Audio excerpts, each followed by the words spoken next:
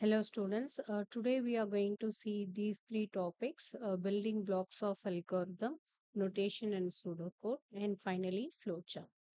So let's start with the content of building blocks of algorithm. So algorithm, actually it is represented as step by step representation of a procedure, and it uses simple English to represent the steps, right? So algorithms are constructed using fundamental building blocks. So this fundamental is what I have represented as step by step instructions, and defined a structure and functionality. These building blocks help in designing efficient and logical problem solving techniques. So the building blocks of algorithm are given here. So let's see what are the keys for the building blocks. First one is input and output. So here the input represents the data or values that is provided to the algorithm before execution, right? So we will design the algorithm. So algorithm will be available in the computer, and you have to give the input through keyboard such that you can get the output from the monitor, right? So that is here this is the algorithm which is executing your program, right? So the output, the result produced by the algorithm after processing the input, right? So these are the first key building block, input and output, where input represents data or values. Similarly, output also representing the data or values that is produced by the algorithm. So example for giving the input and getting the output using algorithm is sorting algorithm. So you will give a set of values, and that values will be sorted and given back to the algorithm and given as a sorted values in the output.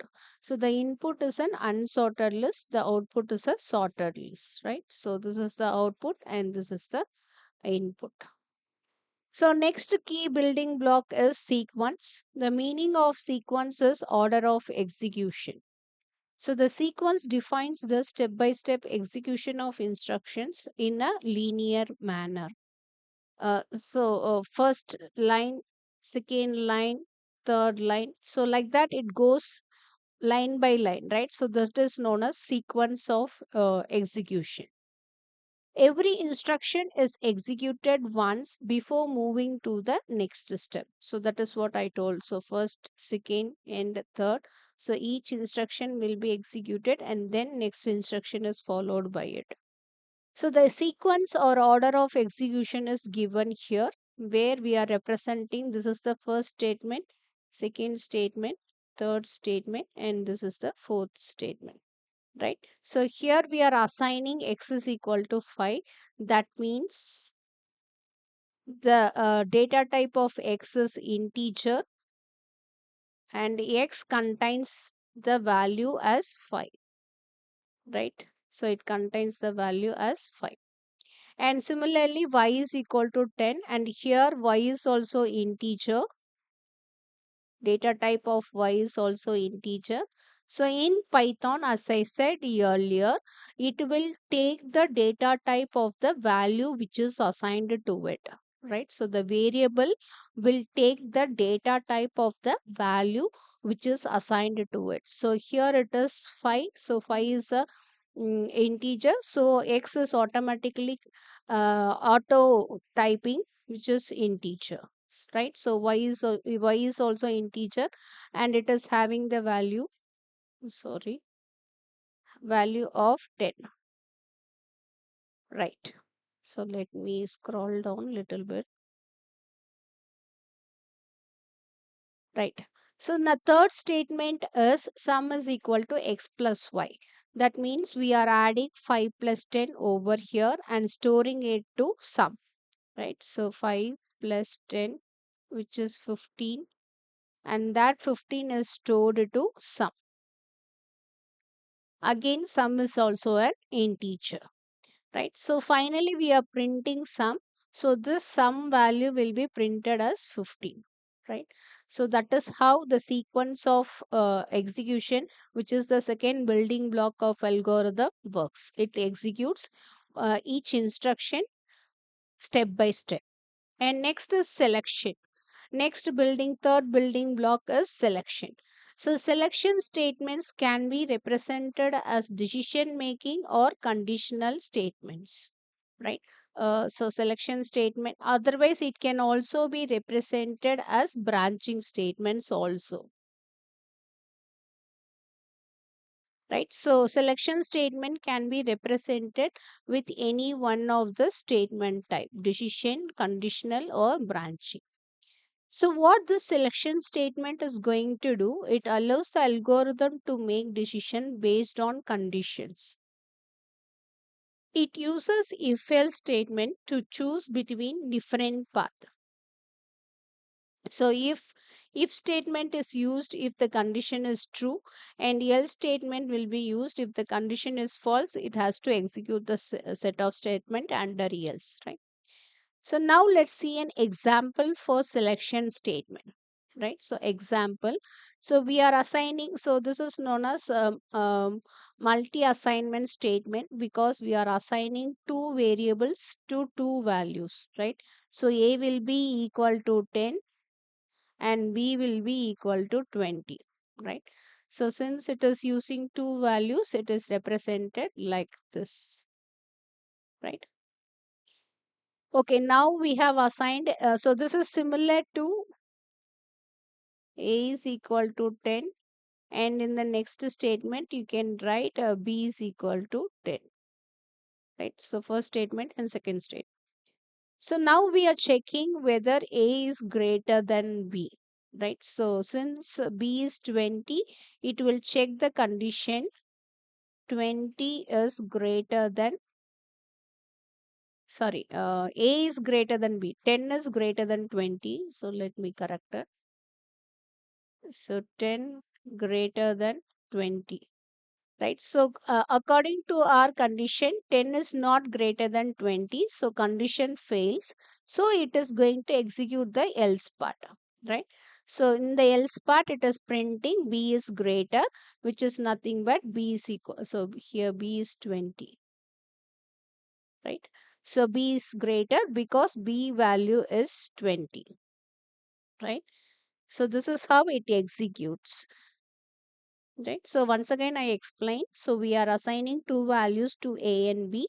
A is 10 and B is 20, and it is checking whether 10 greater than 20. Since 10 is not greater than 20, it is going for the else part and then printing B is greater, right? So next we will move on to the next key component of building block, which is iteration, right? So iterations can be represented as loops or repeating instructions, or it can be represented as uh, looping instructions, right? So it can be represented as iteration, loops, or repeating instructions. So here how what it is going to do, we will have some set of statements, right? And there will be a condition in this statement. Until this condition is true, right? Until this is true, this statement will be executed for n number of times. And when this condition becomes false, it will return to else part. Okay, if it is false, it will go and execute the else part, right? So what are the statements under else part will be executed, right? So this is what, if it is false, it will exit from the loop, right? So sorry, I mentioned about previous selection statement. So this iteration, how it works, until it is true, it will execute n number of times. And if it is false, it will, sorry. And if it is false, it will move on to the uh, next statement after the iteration statements, right? So now let's read the content. Enables repetition of certain steps until a condition is met. So that is what I told. So if it is true, it will execute for n number of times. And it uses for loops and while loops in Python programming. So these are the two loops for iteration used in Python. Example, if you want to print 1 to 5 using a loop, so this is the syntax, right? So we are using the keyword for and then the variable I and in keyword. So these are placed with space, right? So for space I keyword, I variable space in keyword space, and this is the function which is known, which is a built-in function, which is range. And here we can, so range consists of three arguments, and we can give two arguments also, right? So the three arguments are start point and then end point and finally step count, right? So here the start point is 1 and end point is 6. If the step count is not given, automatically it will be taken as 1. That is, this start point will be incremented one by one at each iteration. Right. So next we are printing print I, and finally the output is shown here. Right. So the end value always take end value minus 1. Right. So since it is 6, it will print only up to 5. Right. So first what I value first it is taking I is equal to, so let us trace this iteration. First I is equal to 1, so it is printing 1 in the output.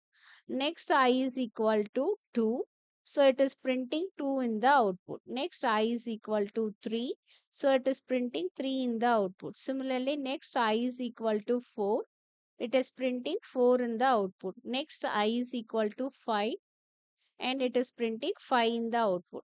Next, it is checking the condition such that whether endpoint it is 6 which is greater than 5, right? So the endpoint should be only 5 end value. So since 6 is greater than 5, the loop terminates in this point, right? So this is how it executes. So next we will move on to the functions, which is the next building key building point. Key building, one of the key building blocks of algorithm. So functions are used for modularization and reusability. Whenever you need, you can call that function. So it helps break large algorithms into smaller reusable parts, right? So large algorithm will be divided into smaller reusable parts.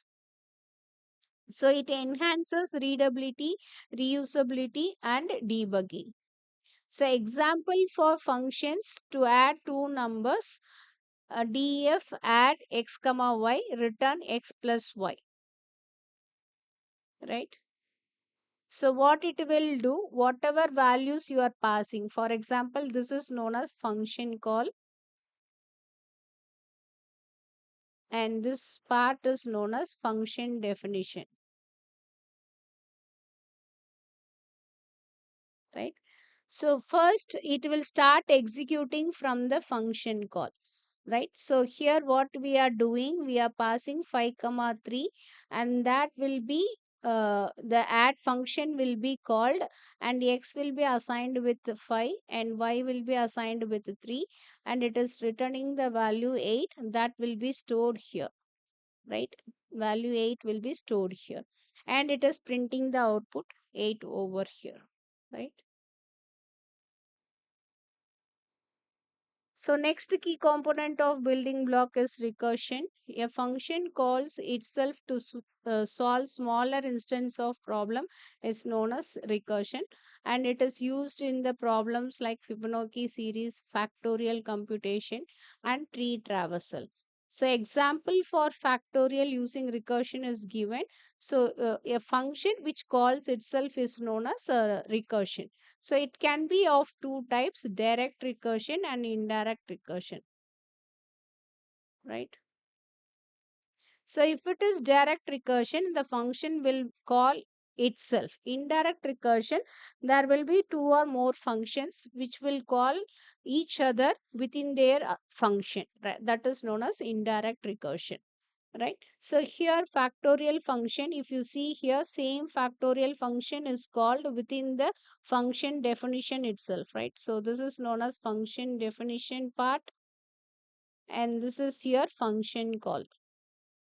Right? So function consists of two more components. One is function call and one is function definition. Once the function call is identified, it will go for this function definition.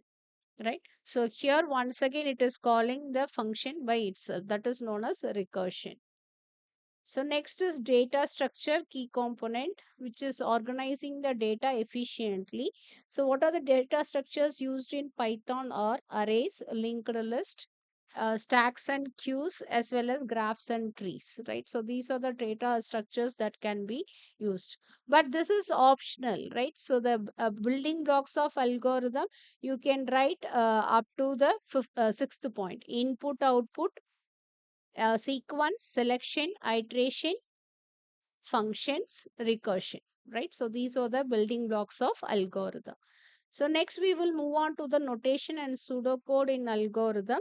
When designing algorithm, we use notation and pseudocode to describe the steps in the structure in a readable way. Pseudocode is a simplified language independent way of writing algorithm. So there will be a slight difference between writing an algorithm and pseudocode. So before implementing them in a programming language. So now we will see what is pseudocode. It is a high level description of an algorithm, and it uses simple English like statement without syntax rules of programming languages. So it helps in understanding logic before coding. So the basic notations in pseudocode are given here, right? How to write a input read x or input x. So if you write the same thing in algorithm, step 1 get input x, right? So this is the difference between algorithm and pseudocode. And output print x or display x, and assignment statement x which is assigned to this 10 value is assigned to x, and we are using decision if the similar to if else statement what we have used in Python programming, but here we are writing generalized. We are not giving any condition over here.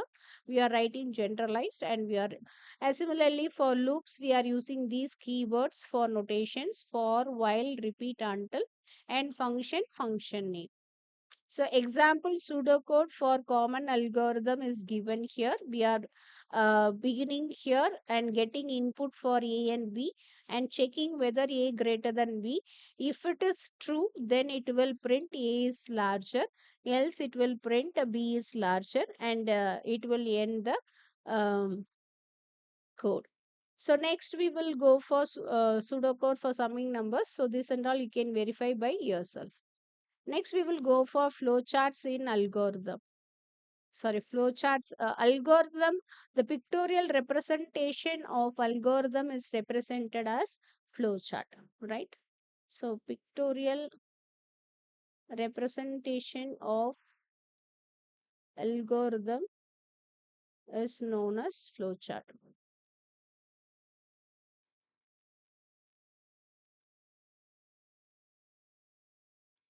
So this is an example for the algorithm given here. We are going to get two numbers and we are going to compare A and B and print if A is greater than B as A is greater, else B is larger will be printed, right? So here I will draw the symbols that are used in flowchart.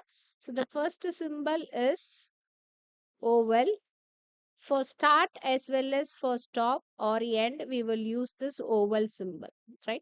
So for beginning, we will use this oval symbol, and for input and output, we will use parallelogram, right? So let me undo this.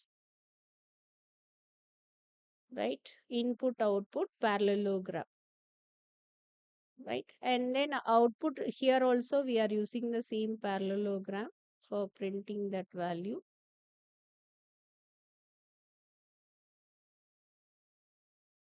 right?